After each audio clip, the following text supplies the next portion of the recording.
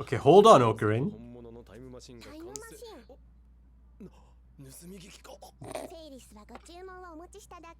To be fair, you guys are pretty loud. Of course.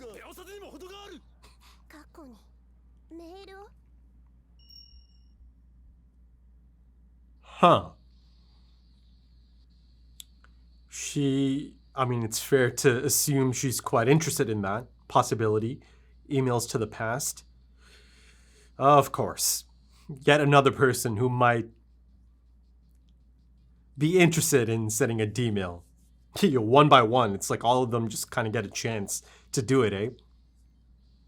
But yeah, Okurin's got to be careful, you know? He's already written off the Ruka D-mail, right? I mean, he wrote it off in the last episode as well. But I certainly saw some signs that maybe it kind of was successful.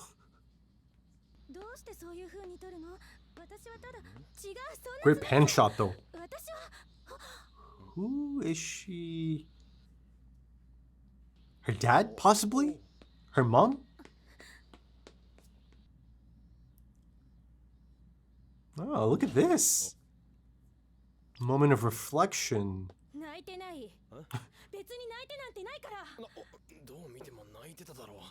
Oh, Korean, this is not the time.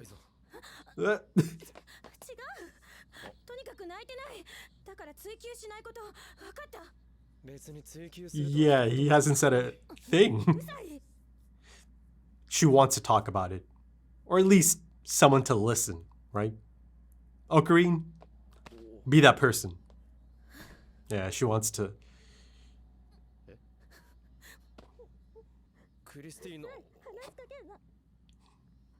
No, do talk to her. You can tell she doesn't want it to be bottled up.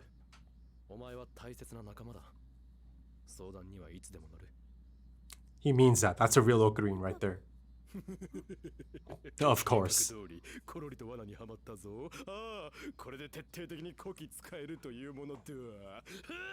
Good guy, good guy. Oh, is she going to come to the lab?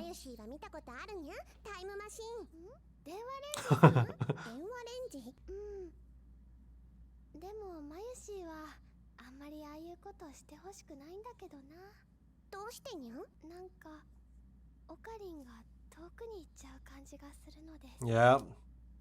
Yeah.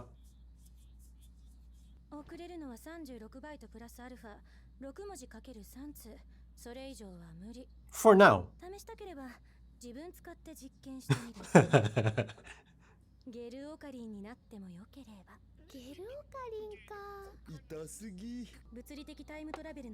Oh!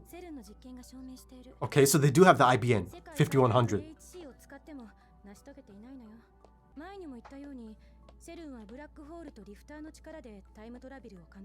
Okay, they definitely have the IBN 5100 then, right now.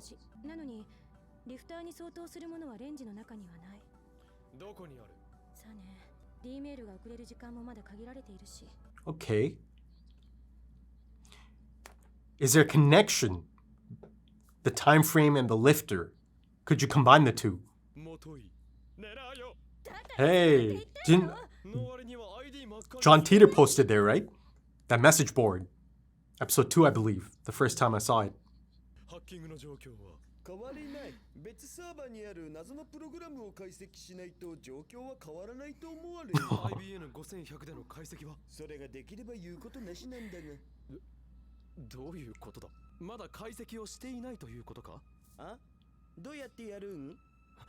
Whoa.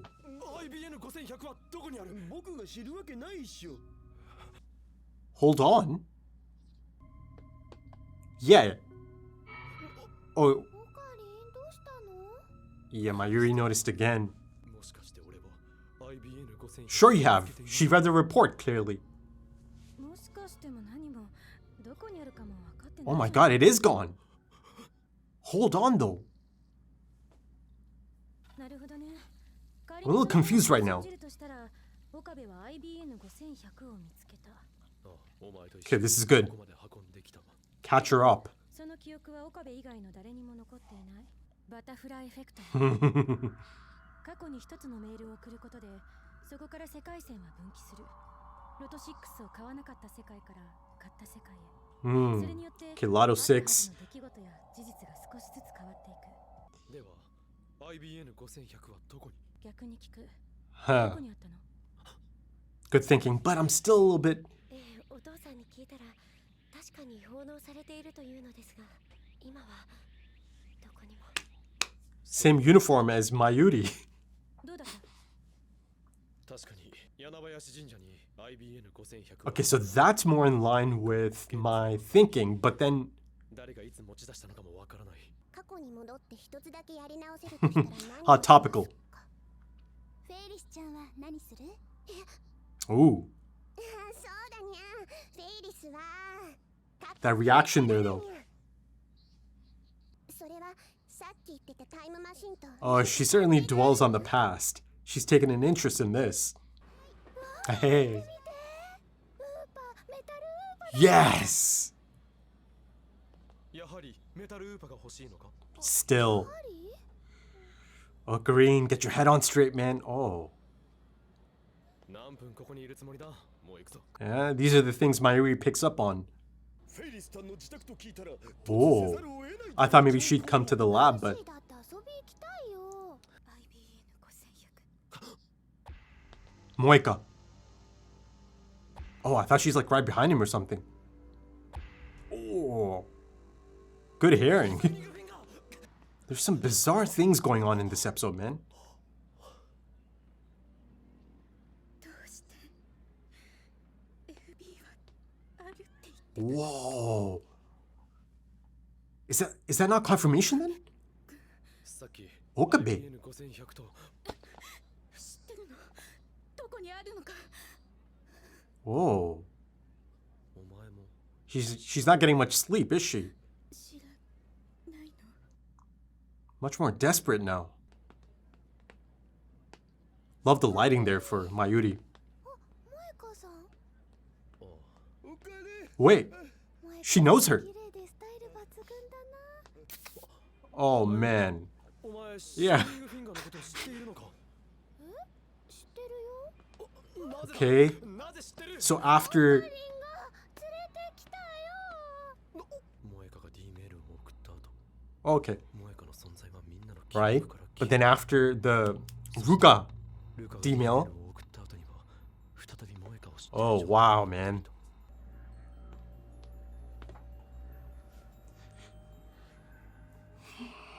一番上みたい。 Top floor. Ah, the penthouse, perhaps. お嬢様はもう間もなく参ります。お待ちください。 Oh, okay. Now I figured that, 僕、羊喫茶の方はちょっと趣味じゃ yeah, the maid cafe might be her establishment, but this is. 見ろ、人がゴミのようだ。いい眺めだ。 Go on then, man. Go on. と思った。お待たせしたにゃ。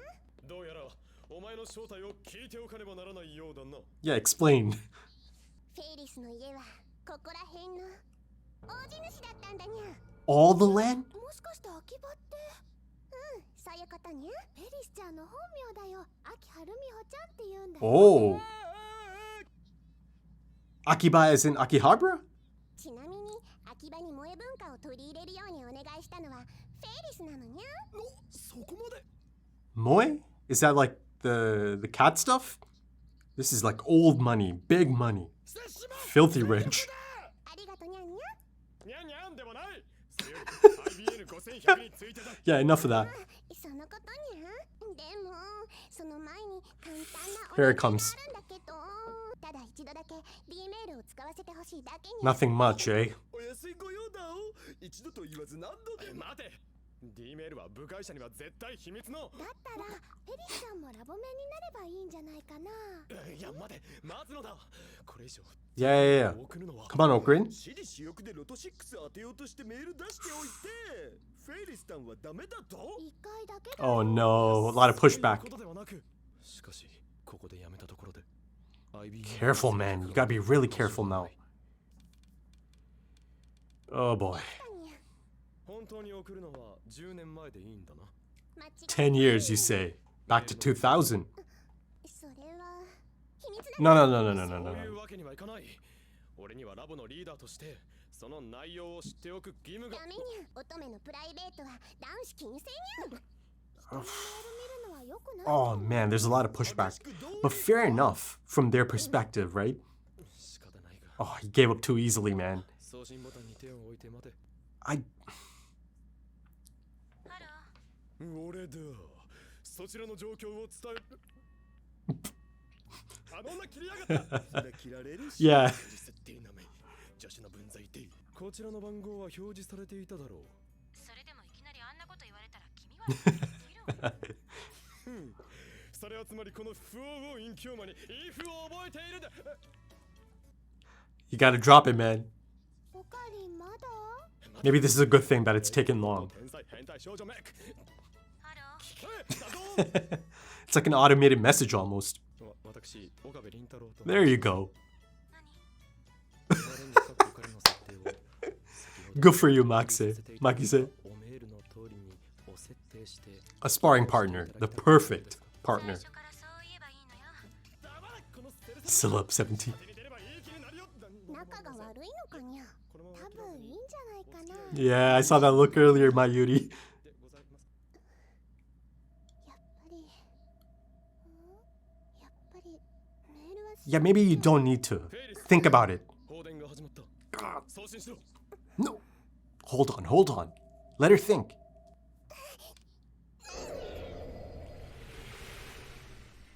Ooh. 0.40. Oh, the sound design there. あなたは Oh, is this dad? Same eyes. Holy shit. 今日また話していたのかにゃ。 So no butler now. 私はこれでどうぞごゆっくり。 Yeah. So he's in her life now? 兄ちゃんのお父さんってなんか気品があるね。 IBN 5100 Good, good, good. ですか。探しているんです。残念ですが、もうずいぶん前に手放してしまいまして。もしかして柳林神社に奉納されたとか。神社？いえ、そのようなこ Ooh. とは。では Oh. 失礼。 Ah. メールを送るたびに何かが少しずつ変わっていく。俺の知らないところでも何かが変わる。 Yeah, that's the scary bit. Whoa, look at this. The ending transitioning in. This is も new. しかしたら俺たちはもう取り返しのつかないことを。おかりおかり。マユシーはアイソードの同人誌会アイソードあのによるので帰ります。こうがゆいか。 I'll have to look that 他 up. のとは随分遠回りするのだな。虎の穴こっちの方にもあればいいのにな。何を言っているのだ。虎の穴ならそこに。おかり何言ってるの？ Oh. にあるわけないっしょ。 Oh, was there supposed to be a shop there and it's not there now?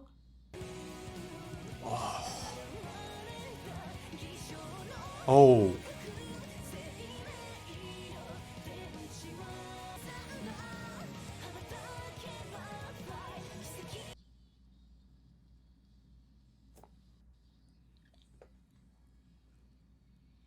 So earlier, they came by, right? And it showed me the hustle and bustle, right? It had girls in cosplay handing out flyers. Akihabara, right? Garu bought swag, limited edition swag. I mean, essentially Otaku Central, right? Anime Central, Collector Central. But now, it looked rather tame, just electronics.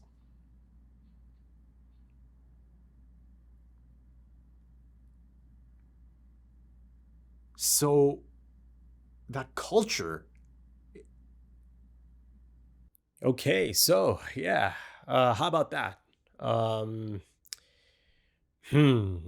know, it's been building and building to something like this, right? If you look at just the past few episodes, the past couple of episodes, and then, you know, you pinpoint even the last episode, right? All of this has been on this exponential incline, right? The stakes, I'm sure, you guys are probably getting sick of me using some of this terminology, but, this is the terminology I have to use here, right? Escalating stakes, slippery slopes, free falls, all of that, right? Because episode by episode, it continues on that path. And now, after all those build-up moments, right? Almost as if it's been getting me ready, you get this bombshell moment, right? And I mean, I hate to use the term bombshell here, but yeah, just it's a jaw-dropping moment. And recently I brought up this idea of cosmic horror, this idea that Ocarine, this outlier, this isolated figure, right, experiencing these changes just by himself, and essentially just not have anyone that can relate, that he can just, I don't know, lean on or talk to about some of these changes. And, of course, 9 episodes in, and as far as cosmic horror is concerned, this is as crazy as it gets. I mean, this is a place that Ocarine grew up in, right? Or grew up around. And if I am understanding this correctly, the identity of the city, Akihabara, has shifted. It has changed. Right? Again, only Ocarine can perceive this, right? Because for him, it's this mind-blowing, incomprehensible change to the point that, it's not even something he could fathom or even think about as a possibility, right? Notice how he's kind of lost in his thoughts again as they just kind of, just walk out of Ferris's penthouse. Right. And there's a great little transition there, isn't there? You see, the power lines again. I think those are meant to, depict the world lines and the timelines and that aspect of this time travel narrative. Now, again, this could be a case of me maybe overthinking it, but, they also showed us the type of power lines that had kind of like a tangled up rope around them. Right. So 2 types. In that quick transition.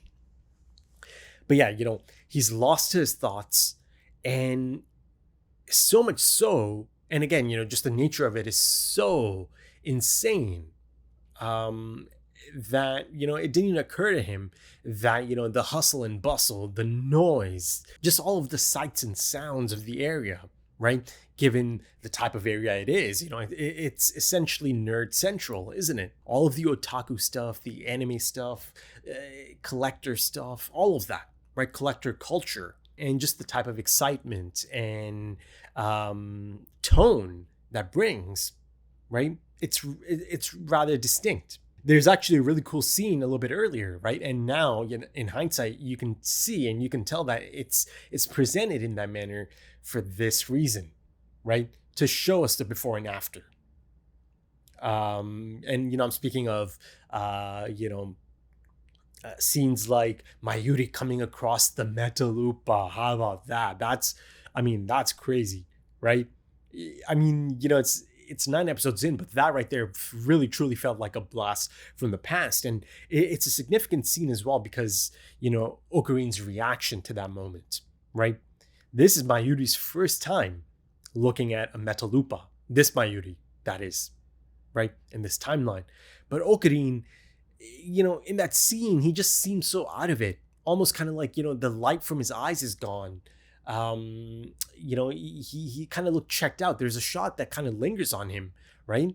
He looks, I don't know, dejected, tired, and it's essentially Mayuri looking at him, right?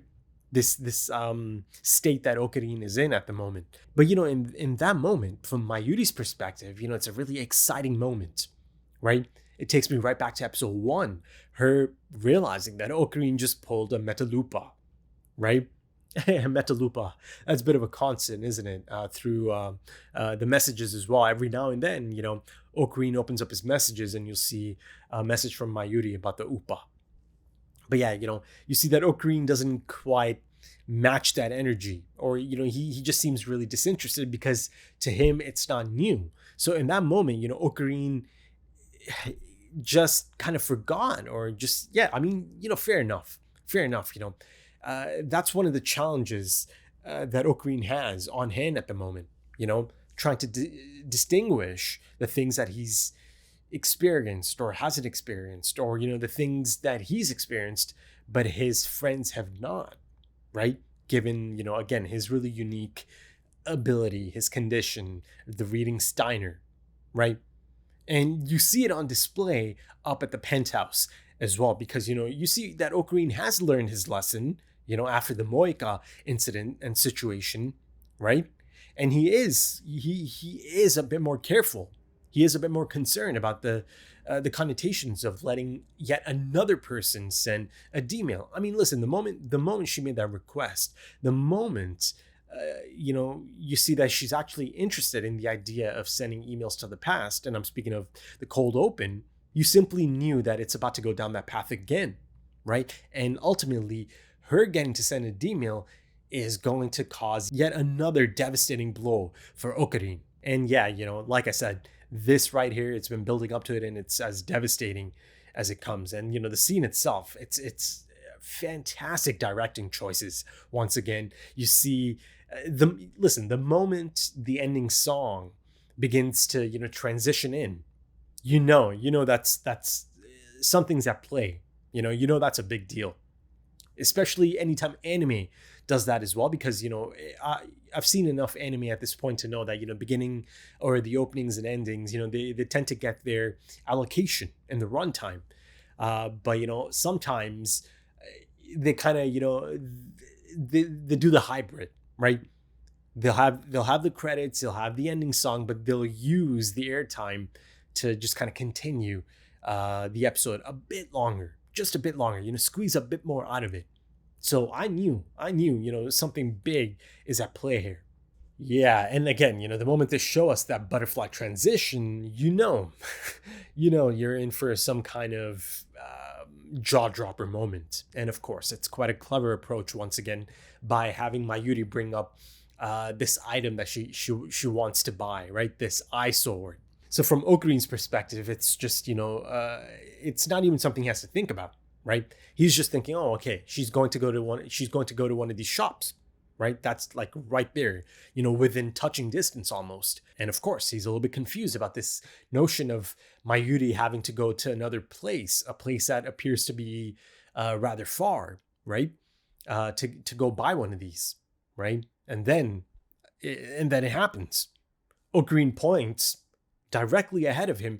There's one right there, as in there's a shop that you can buy that from, and then it hits him like a brick wall.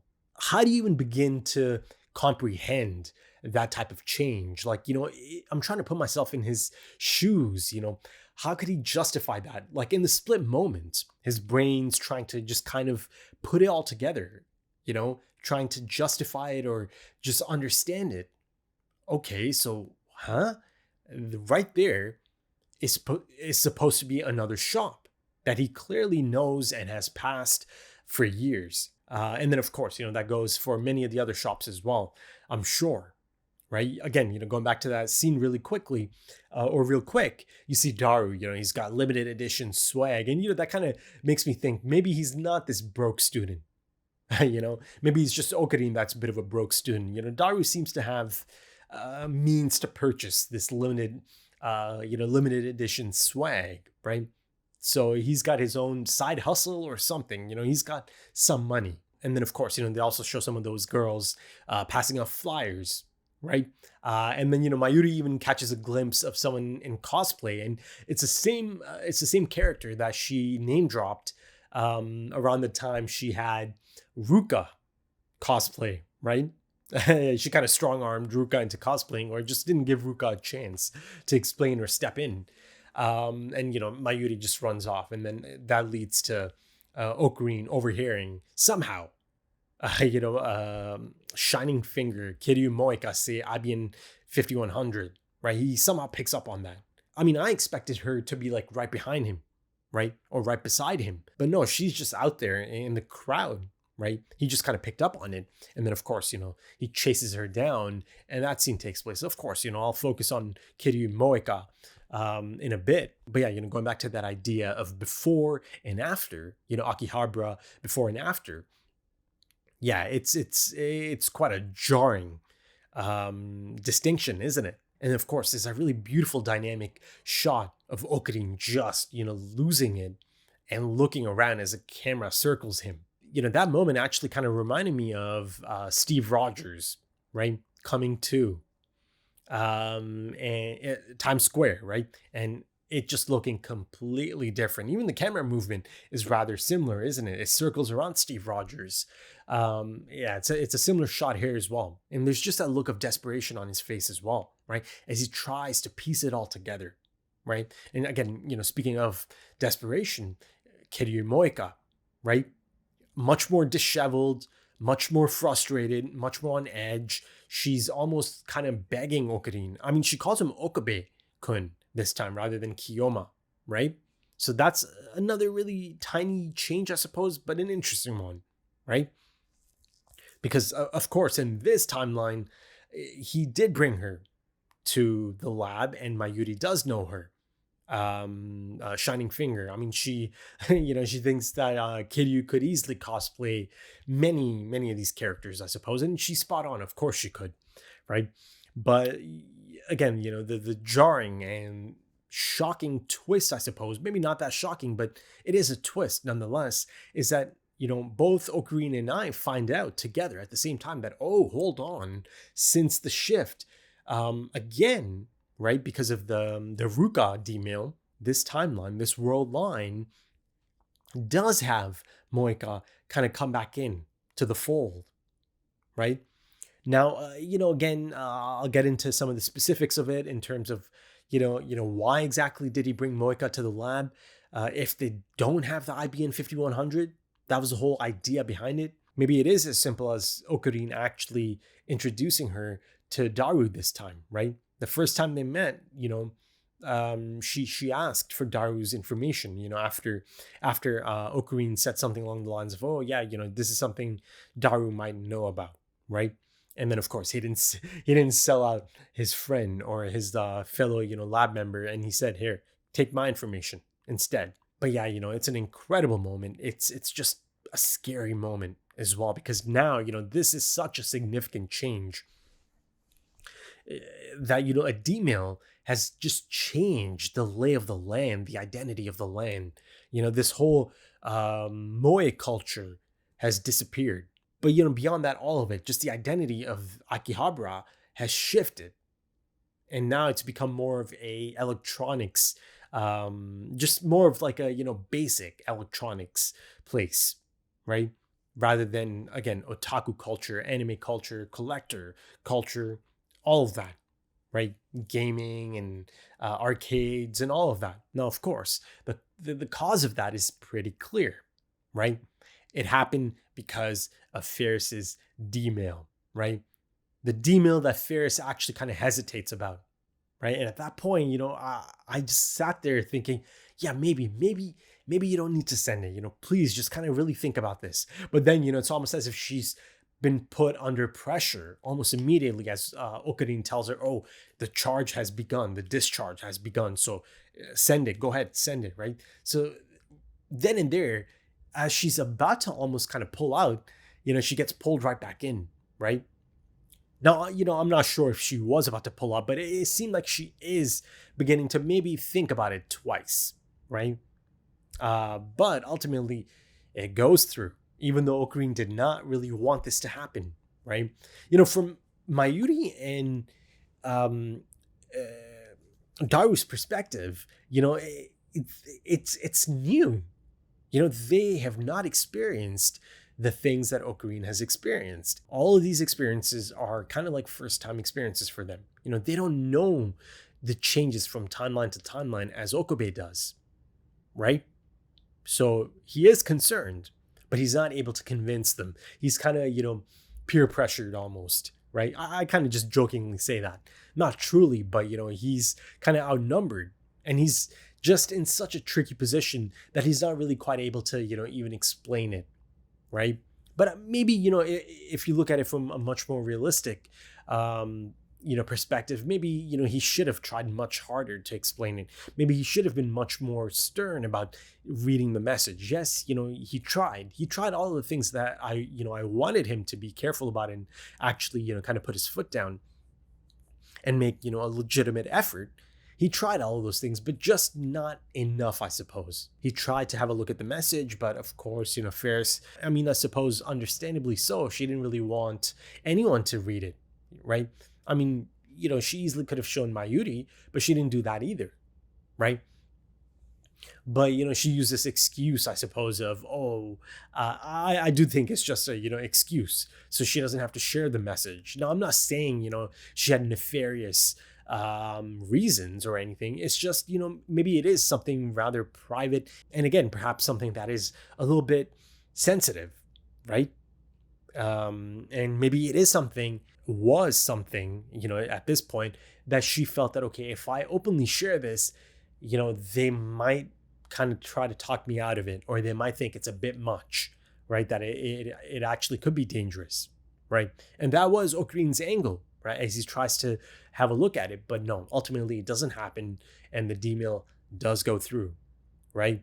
And reading Steiner takes place, and again, that the visual depiction of that and the sound design there, it really does kind of put you in his headspace. And now it's down to 0.409420, right? I've got it in front of me here. So it keeps going down every single time, right? Again, the opposite of 1% divergence, right? True freedom, apparently.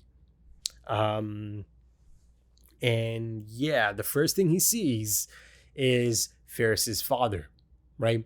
Who is now a part of her life. And again, as a first-time audience member, I just have to assume that's the case here, right? That before that, her parents, the mom isn't even mentioned, but in this case specifically, the father, he's not really around. I think the indication there is that either, the father is so busy that he barely gets to see Ferris, and Ferris barely gets to spend time with her father, who she clearly loves and is just super happy to see, right? It's nice to see that. It is. And once again, there's another father-daughter relationship at play, right? Before this, I had the Makise and her father relationship. Now, that's quite a fractured one, right? But who's to say that this one wasn't fractured either, right? Ultimately, her D-mill caused this. Her father to be around more, perhaps. Or, listen, death and time travel go hand in hand. I think it's equally as possible that maybe her father actually died, right? And maybe that's why, the notion of sending emails to the past immediately hooked her. And like I just said, it's kind of like a staple of time travel narratives, right? This idea of, if you could bring a loved one back, could you do it? Would you do it, right? It could be at play. For sure. It could be one of the possibilities that, she realized that she's got a really unique chance here, really unique opportunity here. And then again, the other possibility being that he's just not around much, right? Again, she said that her family owns most of the land here, around here, right? And that, she's so influential that she's the one responsible for introducing Moe culture. And then I suppose in addition to that, all of the rest as well into Akihabara, right? Though they keep calling it Akiba, right? Now, again, that's just me maybe not knowing that it might actually be called Akiba as well, that it is a common name used for that city. But yeah, she's that influential, again, to Okurin's surprise as well. But maybe not to Daru's surprise. He's just on cloud nine, right? Number one fan, getting to see her outside of the maid cafe in casual clothing, though she's got her ears on anyways, right? The cat ears. But going back to my point about Ferris and her father, and the other possibility, or another possibility, that since again, they're so rich, right? Old money, big money. This is like filthy rich territory, like obscene amounts of money, essentially. You just kind of have to assume he's a busy guy. He's a busy person. So that's another possible route, that she just wanted to be around her father more, or she wanted her father to be around much more, right? And as showcased, after that D-mill goes through, listen, okay, let's look at it, right? Two really specific, tangible changes are clear to see here, right? The identity shift of the city itself, right? Akihabara, and her father now being in the picture, right? From the looks of it. But see, also, here's the thing. Moe culture and just, all of the culture, anime and all of that, it's not a part of the city anymore. From the looks of it, Ferris doesn't end up introducing it anymore because there's a bit of a difference here. If you go down that path now, is it because her father has been around? I mean, it's certainly the butterfly effect in effect, right? And like I said, there's that really distinct transition as well, almost kind of like an indicator, right? That ooh, look out, here comes a change, here comes a butterfly effect, right? As Makise also explains to Okarin a little bit earlier. But my initial point about Moe culture not being introduced here anymore, they're still friends with Ferris, right? Yeah. And then, I mean, just naturally, you just assume that, okay, if that culture didn't get introduced here at all, then does that mean that the cafe, the maid cafe, again, the Moe culture cafe, I suppose, that doesn't exist either? Am I to just assume that never happened either? I mean, again, given the cultural shift in the identity of the city, I think that's a fair assumption. That maid cafe is not going to be around, right? Because that's, again, a really specific part of that culture as well. And if that's the case, then Mayuri does not work there either, right? And then that also includes Ferris in that sense. But see, here's the thing. I kind of gathered that, okay, this is an establishment that either Ferris owns, right? Or her family owns. And I'm speaking again of the maid cafe, right? But my goodness, I didn't realize just how big that chunk is, right? To the point that, her family owns most of the land in the area. I mean, I thought, it's quite impressive that perhaps, Ferris, has her own place, right? Because you see that she's the boss of the place. You see that she's kind of like the star attraction, the manager, all of those terms, right? Even earlier, you see one of the employees brings that questionnaire to Ferris. And, even there, the reactions, two of those reactions are really quite interesting, right? You see, it's almost kind of like a jarring thing for her just to see that question written out on paper, right? If you could go back in time, what's the one thing you would change? She snaps out of it and, she kind of goes on that point about, oh, no, I don't think Ferris doesn't think in the past, only the future, right? Natural forward momentum and all of that.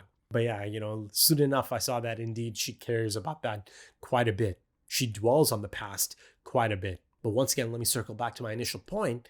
They're still friends with Ferris, right?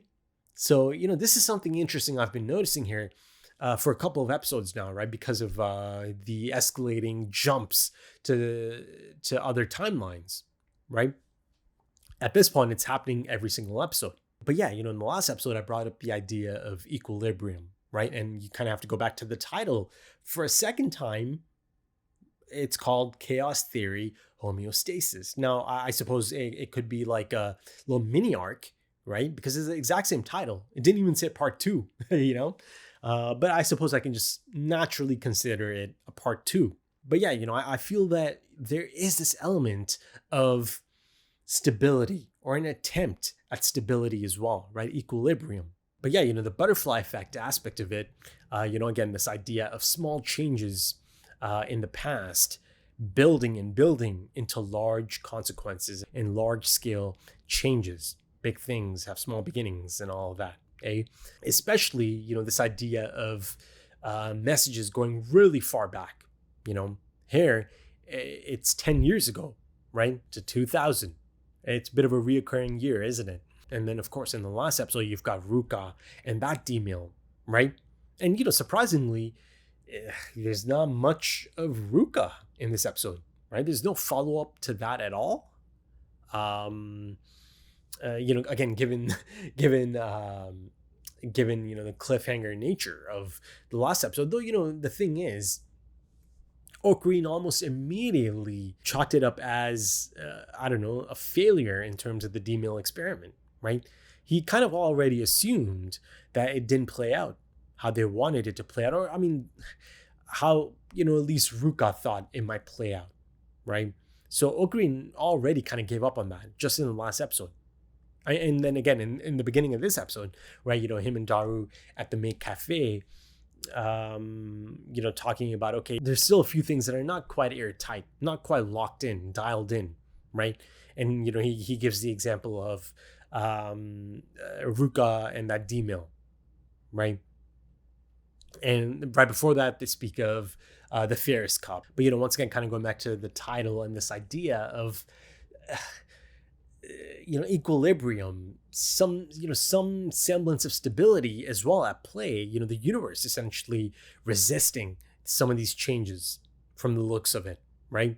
And I think that's the second part of that title kind of coming into play, homeostasis. The friendship is still intact, right? Of course, the really close circle, that's certainly intact. Daru and Mayuri and Ocarine, and even Makise. All of them are still friends with Ferris, right? To the point that, yes, they had a reason to be up in that penthouse because, Ocarine jumps to a new timeline and he's standing right there in that penthouse. Again, the immediate change being that the butler is gone, right? Or at least certainly not shown again, to the father being around instead, right? Being a part of Ferris's life. And then again, Ferris being a part of his life. And, even there, it actually kind of reminded me of Ruka's father. The mannerisms, the polite nature, the gentle disposition, I think, Mayuri said something like, your father's quite distinguished, right? A distinguished gentleman. Actually, my bad. I think she said dignified, right? But close enough. That could kind of apply as well, right? So yeah, a loving father. You see that, Ferris is really, really just overjoyed just to be in the presence of her father, runs to him, hugs him. And then, of course, Ocarine kind of pulls himself together after the reading Steiner takes place and, it doing a bit of a number on him, that daze he finds himself in. And again, this is something that Mayuri notices, this idea of Ocarine just not feeling quite the same. She straight up just tells Ferris earlier that, yeah, it's this exciting thing, but ultimately she doesn't quite like all of that. Just dabbling with all of this, right? Time travel elements and, D-mails and all of that. She said specifically that it feels like Ocarine is going further and further away from me, right? That's quite apt, isn't it? And as expected of Mayuri as well, given that she is a childhood friend of Ocarine. She knows Ocarine more than anyone else, right? And she can just tell. Just even the slightest change in his attitude and his behavior, she can just tell something is a little bit off. But man, I simply just cannot stop thinking about that gut punch, right? As he's kind of lost to his thoughts after they leave Ferris's penthouse, right? And he's legitimately thinking about possibly having changed things beyond repair at this point, right? To then understanding that the entire identity of the city or this district of the city is now completely different. Given Ocarine's position, right, and his unique disposition as well, and now, being faced with the biggest shocker of all up until this point, I suppose, yeah, the follow-up to this just promises to be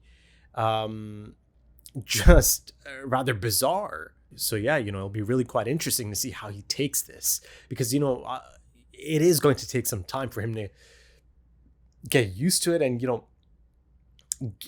it's not really even something you can get used to, right? Especially given Ocarine's really specific and unique trajectory at this point. These D-mails are going to continue, right?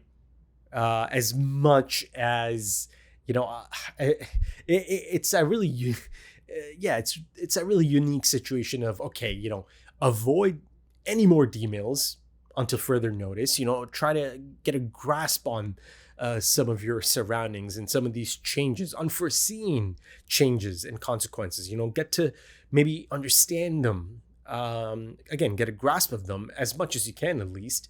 You know, some things you might never know, right? It might be impossible to actually know every single change. But, you know, I think one of the things Ocarine does have to try is to just, again, kind of gain a bit more insight. Just kind of talk to all of his friends a bit more, right? And just kind of see if, you know, through conversation, something comes up that just doesn't quite add up, right? And through that, you know, he can kind of, you know, push a bit further and maybe get a bigger picture, right, of how things are now. Because, you know, in this episode, there's a really specific and really quite effective as well, a really effective depiction of, you know, some of these changes happening so quickly, you know, because of the jump, the reading Steiner being in effect, you know, in quick succession.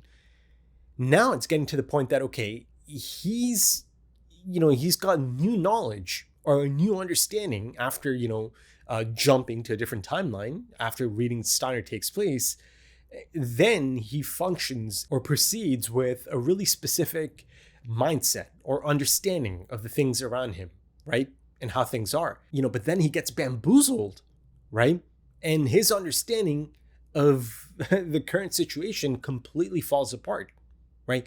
You see a prime example of it here, right? I mean, it bamboozles me as well, actually.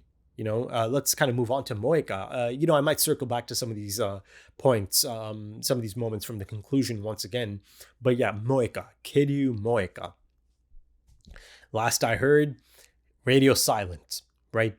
Ocarine was the one who had to get in contact. And, you know, she tells him, oh, you know, what's up? I'm kind of busy at the moment. I'll message you later, right? Something along those lines. It's just so out of character from the Moeka I knew up until recently, right? But then, you know, he picks her out of the crowd, chases her down, somehow doesn't get run over. Again, you know, the hustle and bustle of that area on Showcase during that scene as well, runs into her. Or, I mean, you know, she's just not on the move anymore.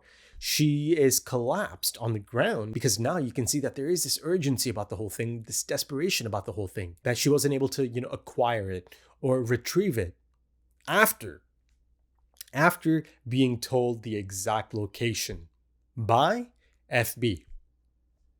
So, you know, it's kind of, at first I thought, okay, this is official confirmation.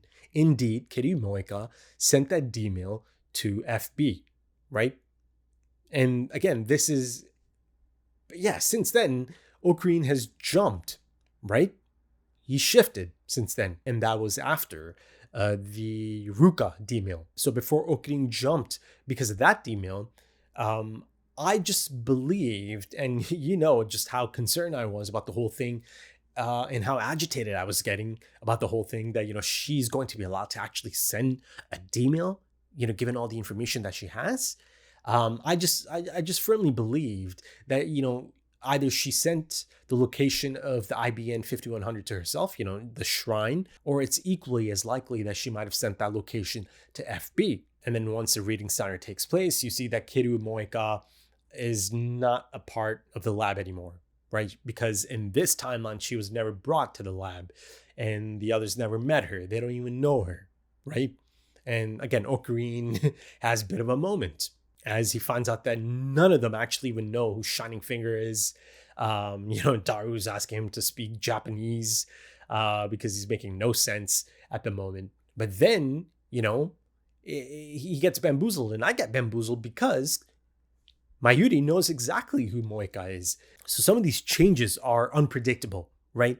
The permutations are nearly infinite, essentially, the mix and match aspect of it. Because, you know, here you see that Daru does bring up, you know, the notion of, okay, so you can send, lotto numbers or lotto experiment D-mails for self-gain, but Ferris can't send just one, right? Though, Daru said she can send as many as she wants. I mean, hold your horses there, brother. Let's reel it back in. I mean, it's already too late. She sent the D-mail, and that was inevitable, of course. From the outside looking as an audience member, that D-mail is going to go through, right? That's just the nature of it, right? It has to flow. It has to keep moving, right? The narrative. So of course that D-mail was going to go through. So before Okurin actually made the jump again, right? After Ferris's D-mail, it's been established that, okay, they did the lotto experiment thing, or Okurin sent those numbers out. Plus, Moika was introduced to the rest of them, and she was brought to the lab.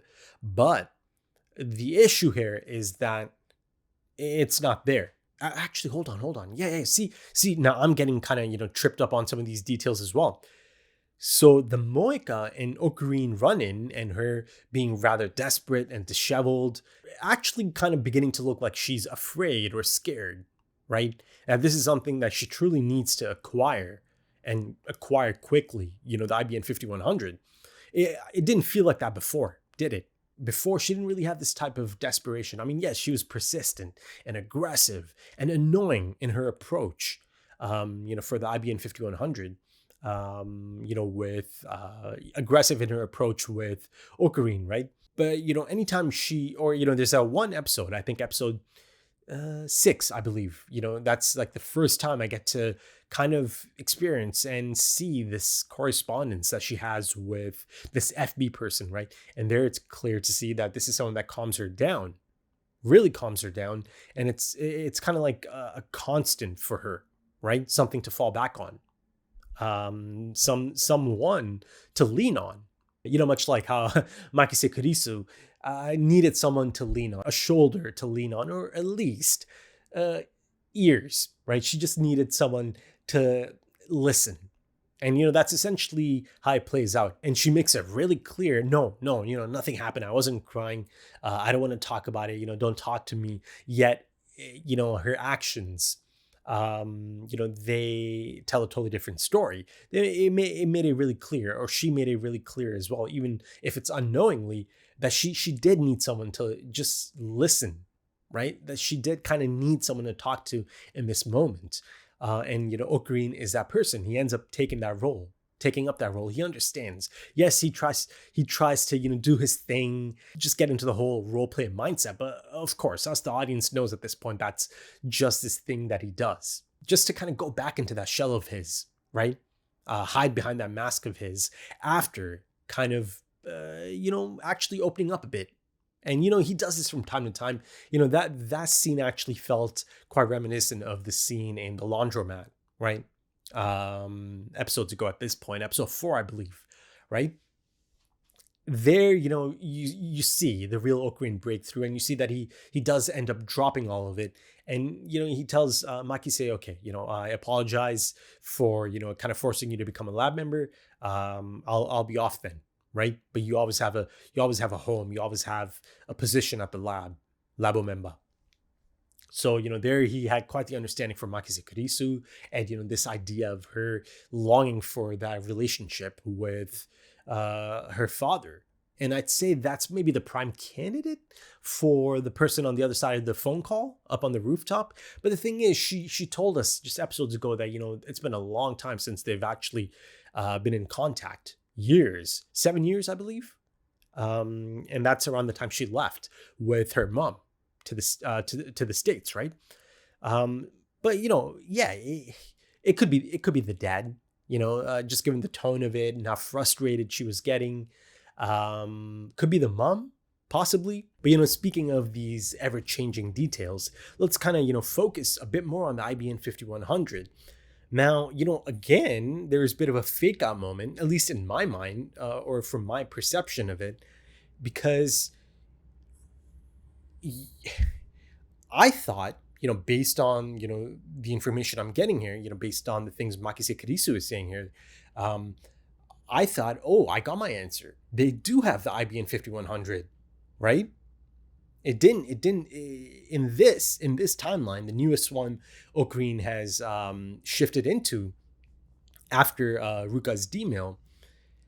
They do have the IBN 5100 because, Makise is telling us information, or telling Okabe, or just talking about information that she could only have after, cracking through, or after Daru cracks through to the CERN database. I know, there's one component of it, the email aspect of it, the email server that Daru does hack into, and they get, they kind of get to scratch the surface a bit, but to gain full access, or at least a bit more access to Jellyman's report and the humans becoming jellified, and the locations and all of that, right?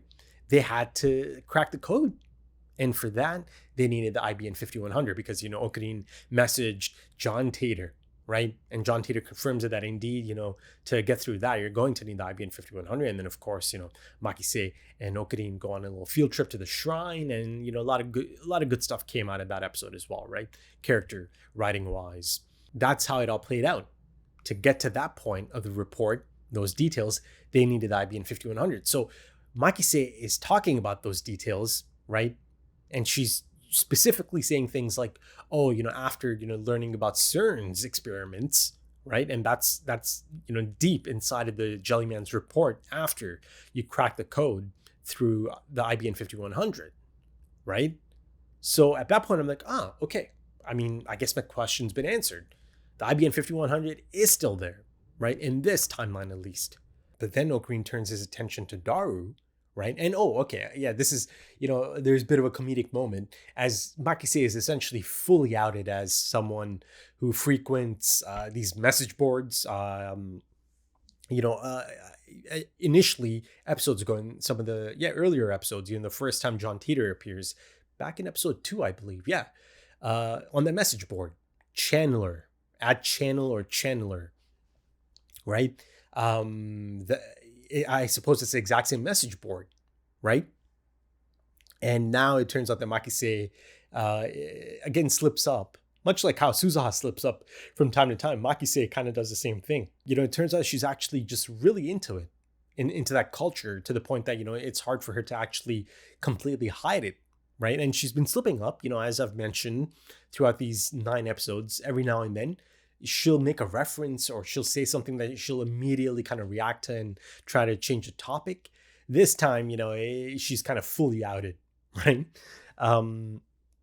So there's nothing wrong with it, but you see that, for her, it's a bit tough to be open about that. But yeah, it's a really fun exchange, isn't it? Ocarine kind of teasing her. But yeah, going back to Ocarine turning to Daru, right? Daru tells him no change, pretty much at a standstill until they can analyze the mystery program on the server. And this is around the time both Ocarine and I kind of begin to get a little bit confused, right? He said, can't the IBN handle that, right? And I believe I believe Daru said something like, it's easier said than done, right? And it becomes clear that now Daru is getting a little bit confused as well, in response to Ocarine's confusion.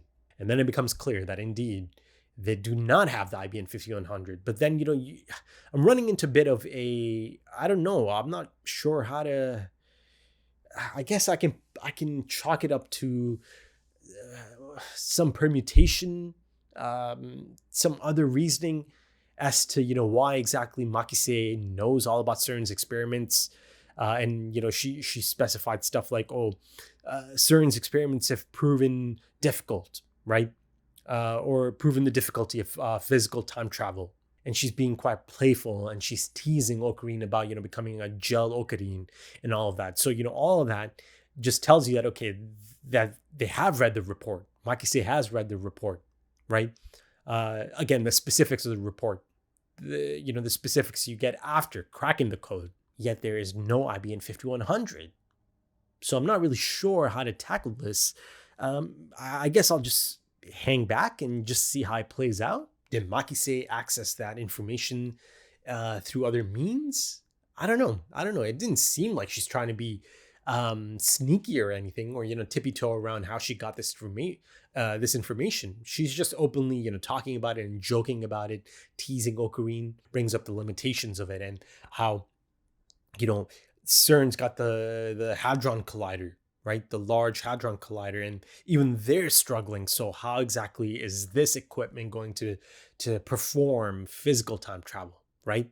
And how, even now it's still kind of shoddy, right? The whole, D-mail aspect of it and how it functions, and, that they don't truly understand it, how exactly all of this is happening, There's that unknown of the lifter.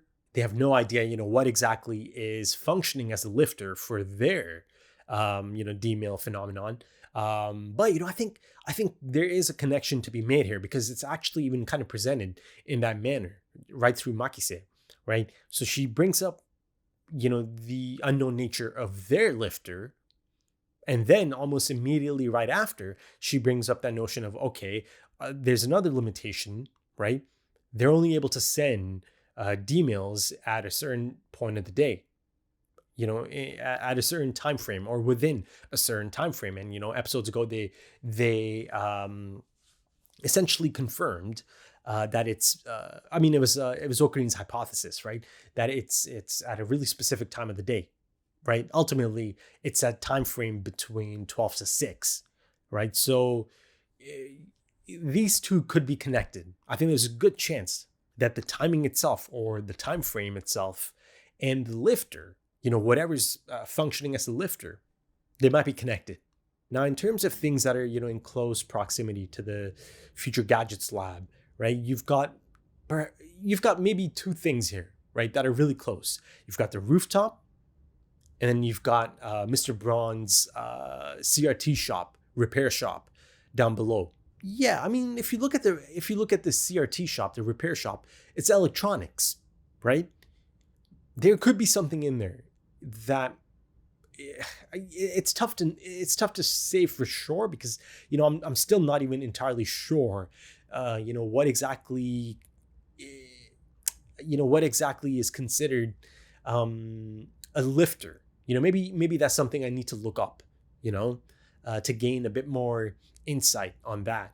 But it is a shop that is full of electronics. Is it possible that there's something really specific sitting on a shelf down below, right? That could be acting as a lifter? Maybe it's possible. But then if you go to the top, to the rooftop, the rooftop is a constant for sure. It is, right? Since day one. Since the opening scene of the anime. There's the antenna that I've seen a few times as well, featured. Is it possible that it's picking up on something? But going back to the lab, I really like this aspect of it, that, Ocarine catches Makise up, right? So at this point, it's a thing that happens, and it is going to happen. And it'll be really interesting to see how he explains this to Makise, and perhaps the rest as well. The change, the jaw-dropping change, the chilling shift in identity of the city, now just full of basic electronics stores, instead of that otaku culture aspect of it, moe culture and all of that. But let's kind of go back to the penthouse. Right before Ferris's dad is about to head out, Ocarine does remember to bring up the IBM 5100, and Ferris's dad said that he gave it away a long time ago, right? I'm sorry to say. And Ocarine asked if by chance he gave it to the shrine, and her father straight up just said no. So yeah, that takes us to Ocarine's internal monologue, right? So before Ferris sent the D-mail, the IBM 5100 disappeared after being stored at the shrine, right? So up until recently, it was meant to be at the shrine, as confirmed by Ruka, who is in the exact same uniform as Mayuri. So perhaps another subtle clue or hint in terms of this, D-mail, the Ruka D-mail, and the connotations of it, the outcome of it. But yeah, Ruka confirms that indeed it used to be here, but now it's just gone, right? It's not around anymore. So someone took it. Someone came for it. She said, or she claimed, that FB told her that it would be there, right? Again, it shouldn't outright say the shrine, but I'm just assuming, right? So that's two things kind of coming together, right? Ruka saying that, yeah, it used to be here, but it's not here anymore. And Moika saying, FB said it would be there, right? But clearly it's not. And by it would be there, I'm again just going to connect it to the shrine. But ultimately, the thing to remember here is that Okurin is not in that timeline anymore, right? He jumped again after Ferris's D-mail, right? And in this timeline, it just wasn't stored at the shrine at all. But yeah, I think that should kind of wrap it up for this one. Ferris, I'd say that she is impressive, right? She's got this strategic mind, and you see that reflected in, her being that championship level player at that game, Rynet, right? And you see that she has a great understanding of people, right? And I'm sure, that comes with the territory as well. Again, being a manager or owner of that, maid cafe and serving people, really specific type of people as well. Of course, she understands all types of people, and she really truly knows how to use her charms as well, right? And just how much of it to use. And the funny thing is, a lot of times she'll try to almost play dumb, right? And you see Okurin, I liked Okurin's approach as well. He almost just didn't allow it. He's like, all right, if you're going to do this, I'm just going to walk out of here, okay? And at one point, there's a really funny moment. He's like, no more meow meow, okay? Enough of that. Something along those lines, right? He's like, no meow meow. But yeah, man, that's a great episode. Great episode, and even better ending. I mean, that's a phenomenal ending, man. That's just a jaw dropper, right? Chilling. But yeah, if you enjoyed this, consider dropping a like, consider dropping some comments, give me your thoughts. If you are interested in early access to the next few episodes right now, or full opacity, or timer-based full length, consider checking out the Patreon page. The links are in the description and the pinned comment. Also links to social media, if that's your thing. Right then, thank you so much for joining me, folks, and thank you for your time, because time is precious. It really is. And I do hope to see you again soon for episode 10. Until then, take it easy.